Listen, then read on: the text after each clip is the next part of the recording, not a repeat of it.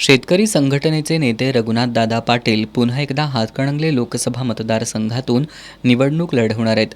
यावेळी ते भारतीय जवान किसान पार्टीच्या माध्यमातून निवडणूक लढवणार आहेत। आज कोल्हापुरात पत्रकार बैठकीत त्यांनी ही माहिती दिली।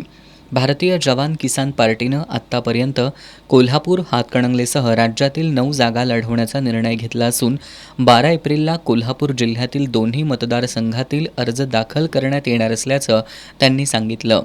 गेल्या 10 वर्षांमध्ये उसाला कमी भाव मिळणं हे माजी खासदार राजू शेट्टींचं पाप आहे, असा घणाघात करत रघुनाथदादा पाटील यांनी भाजपवरही जोरदार टीका केली।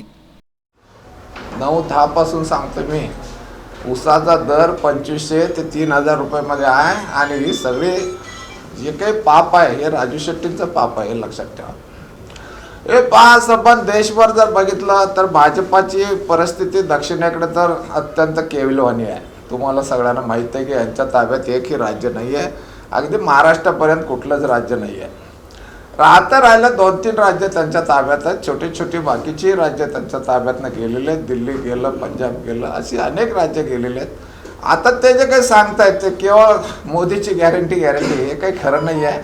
आणि ज्या पद्धतीने ईडीचा वापर त्यांनी केला तो आता लोकांना अति वाटायला लागला आणि त्यामुळं त्यांची लोकप्रियता संपत चाललेली आहे। त्यामुळं त्यांना मेजॉरिटीसुद्धा मिळेल का नाही, 400 पार तर सोडून द्या, पण मेजॉरिटी होईल का नाही अशी शंका यायला लागलेली आहे। कारण बहुतेक सर्व स्तरातून म्हणजे या देशामध्ये राम राम आम्ही तुम्हाला भेटलं की म्हणतच होतो, पण जय सियाराम म्हणायचं आणि ते एखादा मुस्लिम बंधूला मान नाही तर तुला हाणणार मारणार, हे जे चालू झालं हे अत्यंत वाईट झालं समजून सांग।